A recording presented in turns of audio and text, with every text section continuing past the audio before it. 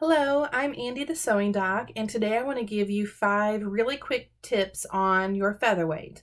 I get a lot of questions about this, especially from people who just acquired one, who've been pining one for a long time, and then you're a little intimidated by it. I do have an entire series coming on how to use your featherweight, and it will be free, at least in the short term. So I have a whole series on threading, bobbin winding, everything. But today what I want to focus on are just 5 of my favorite tips that clear up a lot of issues. So let's go ahead and get to tip number 1. Okay, so what I have here is my featherweight, and the first thing I want to talk about is the bobbin winder. And let me get over there. Okay, let me tell you a little bit about what happened when I bought my featherweight. My husband bought it for me for my first Mother's Day almost 10 years ago, 9 years ago. Oh gosh, I don't know, somewhere around there. And when it came, it was sitting, the bobbin was engaged, bobbin winder was engaged, but I didn't know it because I hadn't learned how to use it yet. So I called the company that I bought it from, all frantic, saying that it seems to be running really slow. And they're like, hey, check your bobbin winder because it's probably engaged, which means it's sitting here on the belt and isn't running very smooth. So she said, you're going to want to lift it off of there. And so yes, to engage it and wind your bobbin, you push it down. The thing I want to talk to you about is this component right here. Inside this screw, there is a little springy washer, and it's meant to put the proper amount of tension on the or pressure on here so that whenever your machine runs, your bobbin, this will wind your bobbin properly. Now, the biggest mistake, it's not really a mistake, but this is a preservation tip. Most people, when they're done winding their bobbin, pull this all the way up so that it's sitting this way. There's 2 issues with that. One, whenever you go to put your machine back in your case, this is sitting too high, and if you have a tray, it's going to hit it. Number 2, it's really not necessary to raise it that high. When you raise it that high, you're straining this little washer in here.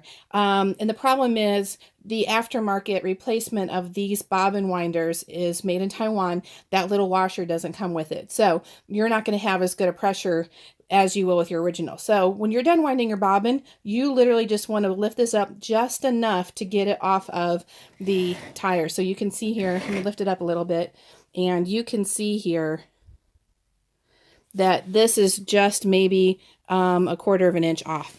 And your machine's going to operate just fine without that when it's up just a little bit. So that's tip number 1. So tip number 2, we're going to talk a little bit about the needle here. There are usually 2 issues, one of 2 issues when someone calls me all frantic saying that their machine is not sewing properly.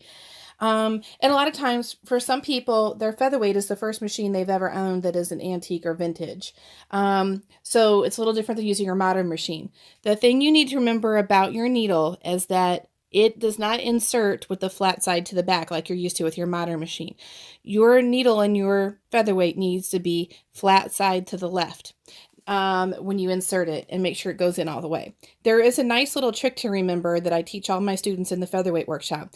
If you look at your needle plate, it's shaped like a D and has your flat side, this flat side to the left. The rest of it's curved. It's shaped exactly like the shank of your needle. So when this is a nice reminder, flat side to the left.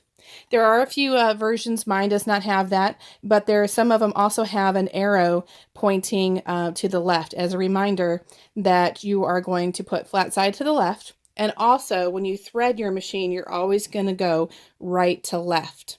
So that's this. If you just change your needle and something doesn't seem to be going right, make sure that your needle is inserted correctly. So that's tip number 2. So tip number 3 is the other reason that people call me frantic, thinking their machine is broken or something's not right. If you habitually take off your needle plate to clean under it and get the lint out, I highly encourage that. That's something you should definitely do between service. The difference with featherweights and 301s is that this is your hook area. This is where your bobbin sits, and there's a little piece in here that circles under it right in here. That's your hook, okay? What you need to watch for, this little, we call this a finger right here. This is called a finger. You can see there's a little notch right here, very, very narrow, that finger fits right into. This is actually the bottom of your needle plate. If this finger is not sitting up here in this plate, it's going to move around, and that means that it's not going to hold proper tension. So if you are having issues, skip stitches, or your thread's not picking up, make sure you lift up your bed and check to make sure that this finger is sitting in this little notch. There's only one place for it to go. So this will hopefully save you a trip to the service center. So while we're here in the bobbin area, I'm going to go ahead and cover tip number 4.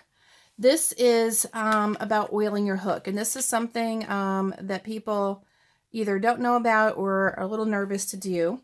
What you need is a bottle of pure sewing machine oil. In this case, we're using just this easy oiler. Handy Quilter sells this. We do stock this in the shop because we have long armers and we use it on our own long arms. But what you really need is a pure sewing machine oil. And you can see in this bottle, it looks like there's nothing in it because it's clear.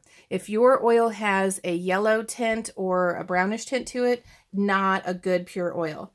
Lily white is a word you'll see. Singer makes their own sewing machine oil still, and I got to be honest with you, I don't love it. It has a little bit of a yellowish orange tint to it, which makes me a little suspicious. That just means that there's impurities in it. So what we're going to do though is we're going to take, this is when you pull the cap off, you've got this nice little telescoping handle, and we are going to put 1 drop. And see these little notches right here? You're going to put 1 drop, right? Literally just the 1 drop. This is actually coming out a little faster than I like, but 1 drop is all you need, and you're going to want to do that probably about once a month is what I suggest. Once you put that in there, turn your hand wheel, and you can see it's going to distribute the oil under there. The reason you want to do this is because this part here and this part here is literally 2 pieces of metal rubbing against each other. Sometimes if your machine's starting to sound a little rough or like it's straining, do this and put this oil in here, and it should help with the noise, but it also keeps everything moving really smoothly. After you do that, you're going to want to take a little swatch of fabric and do a test sew, because there may be a little bit of oil that comes out in your bobbin thread, and that'll get rid of that before you go to your quilt. I do also want to mention, please don't ever put oil in your bobbin case. That's going to actually make things worse. So please never oil your bobbin case. Just the drop of oil here on your hook. So the last tip I have for you is, it applies to all machines, but this is probably another common issue that I get questions about. People say they experience more thread nests than they're used to when using their featherweight.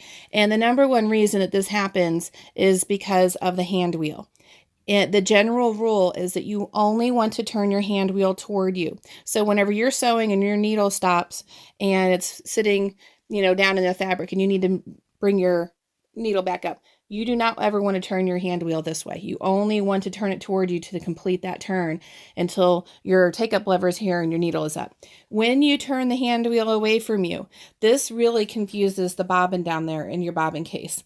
It's causing everything to move in a direction it's not meant to, so now you have thread bunched up, and then when your needle goes down and picks up, it's picking up a huge gob of thread, and then it's just going to keep gathering from there. So while it sounds like a really simple, easy tip, and it is, please only turn your hand wheel toward you whenever you're using your sewing machine.